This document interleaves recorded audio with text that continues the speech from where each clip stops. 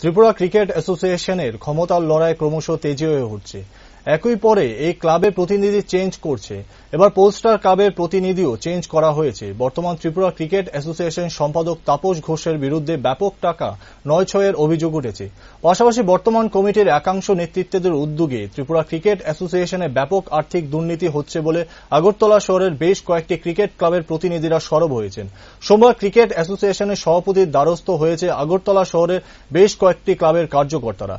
Club প্রতিনিধিদের মধ্যে ব্যাপক ক্ষোভ বিরাজ করছে।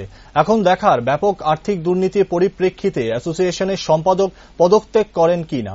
পরবর্তী সময়ে সাংবাদিক সম্মেলন করে বর্তমান ত্রিপুরা ক্রিকেট অ্যাসোসিয়েশনের দায়িত্বপ্রাপ্ত কমিটির যাবতীয় আর্থিক দুর্নীতি ও ব্যাপক অনিয়মের বিরুদ্ধে বিষয়ে তুলে বিভিন্ন ক্লাবের প্রতিনিধিরা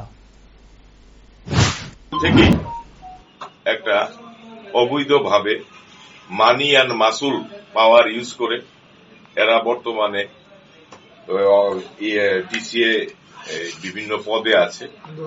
নির্বাচনের পরেই আমরা নির্বাচনের আগেও বলেছি, পরেও বলেছি, দিনের পর দিন আমরা সেই জিনিসটাই তুলে ধরার চেষ্টা করছি যে এরা আগে বিনিয়োগ করেছে, নির্বাচনের সময় বিনিয়োগ করেছে কি উদ্দেশ্যে, এরা এখানে এসে secretary, joint secretary, vice president হয়ে টিসিএ টাকা কি করে 9-6 করা যায়, এটা এদের আগেই এদের ছিল এরকম চিন্তা ভাবনা, এবং আজকে ধীরে ধীরে এগুলি প্রকাশ্যে মানুষের সামনে আসছে। যে অভিযোগগুলি আমরা করেছি, করাপশন চার্জ আমরা এনেছি ফ্লাড লাইট নিয়ে, এবং বিভিন্ন ক্রীড়া সরঞ্জাম যারা ওরা পারচেজ করেছে, বিভিন্ন অভিযোগ, যেখানে ইন্টারন্যাশনাল স্টেডিয়ামের কাজ চলছে সেখানেও করাপশন করছে। প্রত্যেকটি জায়গায় আমরা বিভিন্ন সময় আপনাদেরকে জানিয়েছি, এবং এই যে চার্জগুলি আমরা এনেছি, এটা যারা শুভবুদ্ধি সম্পন্ন মানুষ শহরে, ওরা এটা বুঝতে পারছে যে এটা অন্যায় হচ্ছে, টিসিএর টাকা 9-6 করছে ওরা।